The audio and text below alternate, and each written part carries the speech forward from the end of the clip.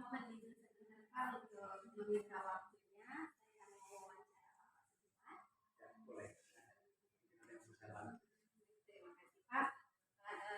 Ini saya mau berikan pertanyaan Pak. Selama ini bagaimana Bapak dapat mengidentifikasi kasus-kasus yang merupakan ciri etika atau rujukan Bapak? Jadi yang menyangkut tentang masalah yang berhubungan dengan etika dan moral, ini yang pertama yang saya lakukan itu adalah menganalisis dulu akar masalah. Jadi mencari akar masalah, apa penyebabnya dan lain sebagainya, sehingga timbul masalah itu. Nah yang kedua, lalu kita melakukan analisis sehingga kita bisa memberikan urutan permasalahan yang ada. Kemudian mencari mana permasalahan yang harus didahulukan. Dan yang ketiga, setelah kita menemukan permasalahan itu, kita berikan tindak lanjut penyelesaian masalah. Dan yang terakhir, setelah memberikan tindakan terhadap masalah, baru kita memberikan deteksi untuk mengukur apakah permasalahan itu dapat dituntaskan atau tidak. Selama ini, bagaimana Bapak menjalankan pengambilan keputusan di sekolah Bapak, terutama untuk kasus-kasus di mana ada dua kepentingan yang sama-sama benar atau sama-sama mengandung nilai kebaikan?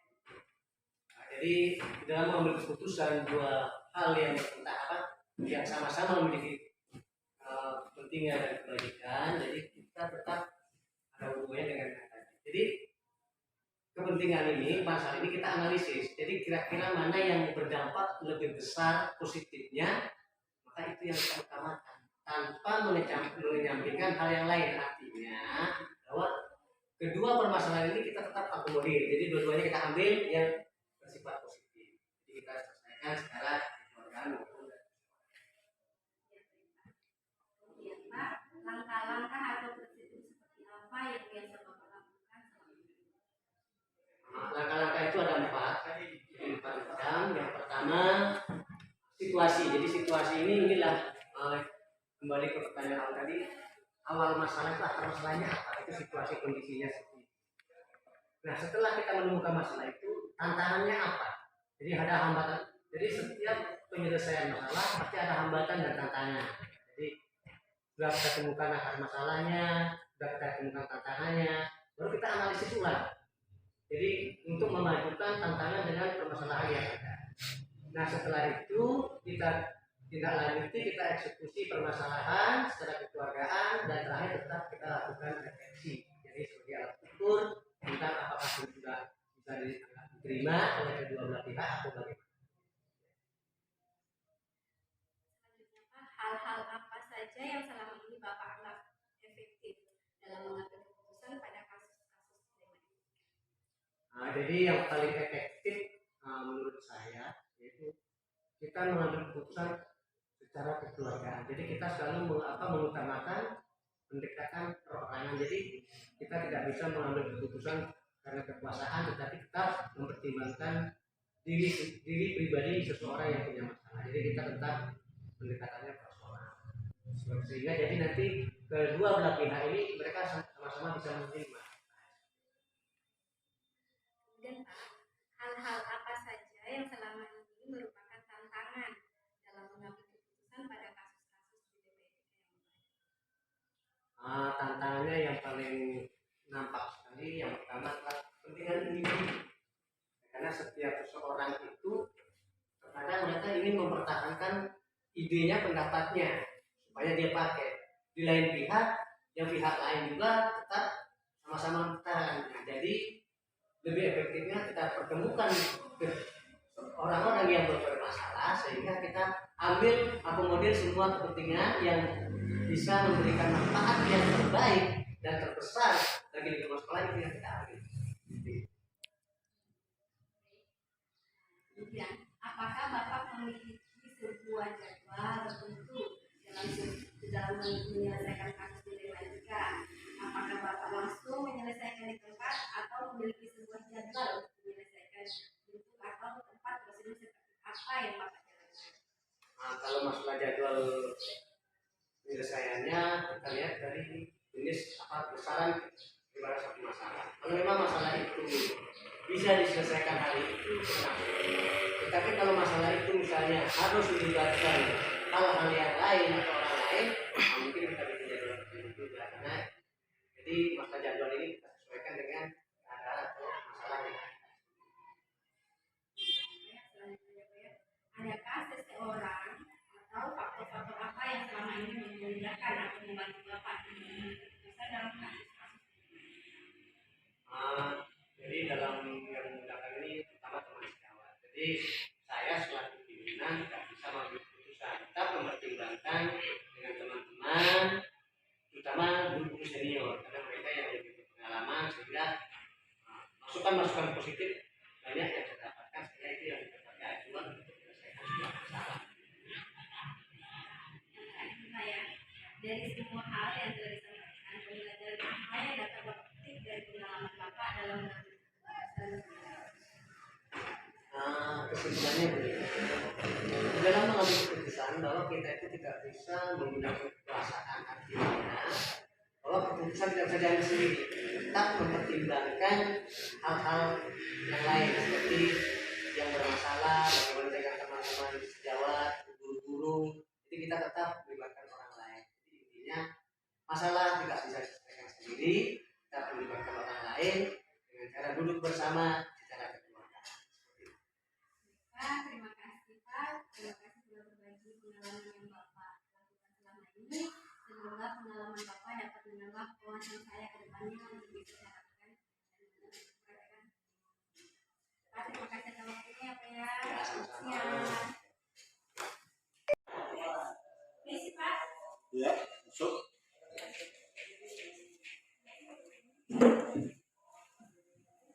Selamat siang Pak. Ya, selamat siang. Kita mulai Pak ya. Pak, pertanyaan pertama Pak. Selama ini bagaimana Bapak dapat kasus-kasus yang merupakan dilema etika atau bujukan moral? Ya, jadi dalam mengidentifikasi kasus-kasus menyangkut etika atau kasus bujukan moral, seperti kasus vaksin corona kemarin. Jadi di sini masing-masing pihak selalu merasa dirinya benar dan memaksakan untuk selalu memenuhi kepentingannya, sehingga kami membuat sebuah kesimpulan atau sebuah kesimpulan bahwa kedua belah pihak harus terpenuhi dan keinginannya terpenuhi dan tidak merugikan pihak yang lain. Ya. Bagaimana Bapak menjalankan pengambilan keputusan di sekolah Bapak, terutama untuk kasus-kasus ada dua kepentingan nih Pak yang sama-sama benar atau sama-sama mengandung nilai kebajikan? Ya. Jadi dalam menjalankan pengambilan keputusan, kami selalu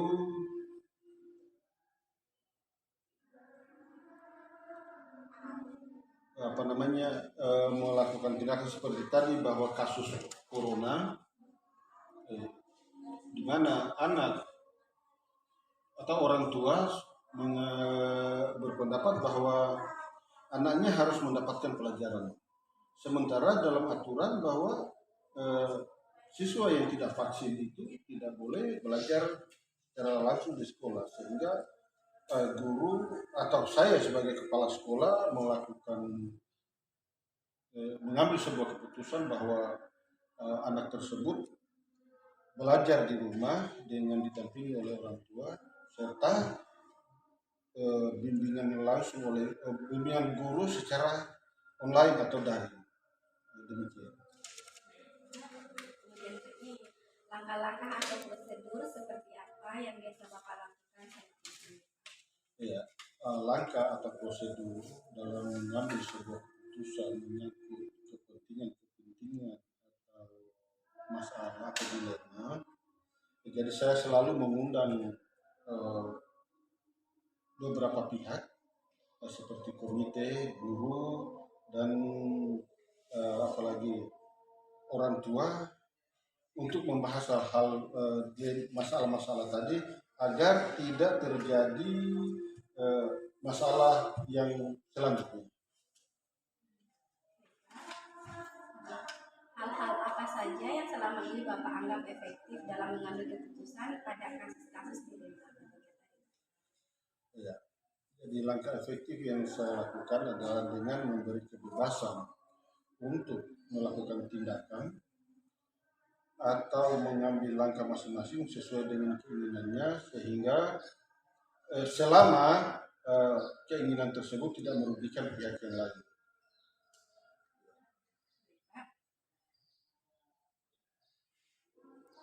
Hal-hal apa saja yang selama ini merupakan tantangan dalam mengambil keputusan pada kasus-kasus dilema? Dalam kasus dilema etika ini, kedua belah pihak merasa dirinya bahwa dia adalah benar, sehingga masing-masing merasa bahwa apa tindakan yang dilakukan, tindakan yang diinginkan oleh mereka adalah benar, sehingga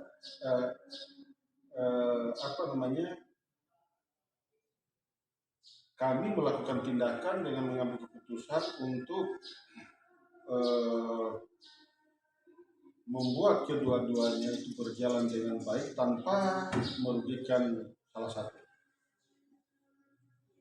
Kemudian lagi Pak, apakah Bapak memiliki sebuah jadwal tertentu dalam sebuah menyelesaikan kasus dilema etika atau Bapak langsung menyelesaikan di tempat? Ya, kebiasaan saya dalam menghadapi sebuah dilema atau persoalan, saya langsung melakukan tindakan untuk menyelesaikan dilema atau persoalan itu tanpa membuat jadwal terlebih dahulu. Adakah seseorang atau faktor-faktor apa yang selama ini memudahkan atau membantu Bapak dalam mengambil keputusan dalam kasus-kasus dilema etika? Ya, seperti yang saya katakan tadi, bahwa saya selalu apa yang saya lakukan adalah sebelum mengambil keputusan itu saya memanggil atau mengundang berbagai pihak yang mendapat persoalan atau masalah, termasuk juga orang-orang yang berkepentingan di dalamnya untuk memberikan masukan-masukan atau saran-saran sebelum langsung mengambil keputusan seperti komite, guru atau orang tua. Pak, yang terakhir Pak, dari semua hal yang telah disampaikan nih Pak, pembelajaran apa yang dapat Bapak petik dari pengalaman Bapak dalam mengambil keputusan di etika? Pengalaman yang paling penting dalam mengambil sebuah keputusan ini adalah membuat saya lebih dewasa, tambah dewasa dalam menyikapi atau menghadapi segala persoalan-persoalan dalam sekolah yang saya menjadi lebih dewasa. Terima kasih banyak nih Pak atas pengalaman yang telah Bapak bagikan kepada saya. Ini pengalamannya bisa sebagai jadi panduan saya ke depan nih Pak. Terima kasih ya Pak ya udah berbagi pengalamannya. Assalamualaikum warahmatullahi wabarakatuh Pak. 3. Selamat siang Pak. Siang. Pak, mohon sebentar waktunya Pak. Saya ingin mewawancarai pengalaman Bapak selama ini Pak. Siap. Kita mulai Pak ya. Ya. Selama ini bagaimana Bapak dapat mengidentifikasi kasus-kasus yang merupakan dilema etika atau bukan Bapak? Selama ini kalau ada kasus-kasus tentang anak didik yang selesaikan di sekolah, kalau yang agak berat kita selesaikan kantor lewat kepala sekolah, datangi guru, anak yang bersangkutan. Atau bila mana perlu, kalau tidak memungkinkan, kita panggil orang tuanya supaya jangan kasus ini melebar di masyarakat dan kepada yang lain. Gitu ya Pak ya. Selanjutnya nih Pak, pertanyaan kedua. Selama ini bagaimana Bapak menjalankan pengambilan keputusan di sekolah Bapak, terutama untuk kasus-kasus di mana ada dua nih Pak, kepentingan yang sama-sama benar atau sama-sama mengandung nilai kebajikan? Ya, kita mengambil keputusan itu harus kita mengambil keputusan yang berpihak kepada anak didik. Jadi selama ini begitu. Jangan kita rugikan anak-anak itu. Baik Pak ya. Nah nih langkah-langkah atau prosedur seperti apa nih Pak yang biasa Bapak lakukan selama ini? Langkah-langkah itu kita kumpulkan guru setiap rapat, selalu kita tekankan supaya melaksanakan tugas dengan baik, jangan selalu terlambat dan jangan selalu bolos. Jadi seperti itu. Bagaimana anak didik kita bisa pintar kalau gurunya terlambat datang atau sering bolos atau sering terlambat? Ya, seperti itu. Baik Pak. Ini Pak, hal-hal apa saja yang selama ini Bapak anggap efektif dalam mengambil keputusan pada kasus dilematika? Ya, yang selama ini kita ambil keputusan itu, kita tekankan kepada guru harus disiplin melaksanakan tugas. Kemudian nih Pak, hal-hal apa saja yang selama ini merupakan tantangan dalam mengambil keputusan pada kasus-kasus dilematika? Kalau tantangan itu pasti ada. Kalau berat, kalau ringan, kita panggil guru yang bersangkutan bersama siswa. Kemudian kita panggil juga orang tuanya dan melibatkan pengurus komite supaya sekolah kita lebih baik, lebih bagus ke depan, supaya dipandang kita berhasil untuk mendidik kedisiplinan terhadap guru dan anak didik. Apakah ada Bapak memiliki sebuah jadwal dalam menyelesaikan kasus dilematika? Apakah Bapak langsung menyelesaikan dilematika itu di tempat atau ada jadwal tertentunya? Kalau jadwal sih tidak ada, itu tergantung kasusnya. Kalau seumpama agak berat, kita panggil orang tuanya dan komite untuk dilibatkan dalam permasalahan ini. Jadi kita panggil komite, orang tua yang bersangkutan, guru-guru dan sekolah-sekolah. Kita selalu libatkan supaya jangan melebar atau ada bias pada teman. Baik Pak, kemudian nih Pak, adakah seseorang atau faktor-faktor apa yang selama ini mempermudahkan atau membantu Bapak dalam mengambil keputusan? Dalam mengambil keputusan ini kita selalu melibatkan guru dan orang tua siswa termasuk komite supaya sekolah ini lebih baik, lebih bagus ke depan dan padahal punya pendidikan anak itu berkarakter seperti itu. Baik, yang terakhir nih Pak, dari semua hal yang telah Bapak sampaikan nih Pak, pembelajaran apa yang Bapak dapat petik dari pengalaman Bapak mengambil keputusan dilematika? Yang pertama, guru itu harus disiplin melaksanakan tugas. Apalah artinya kita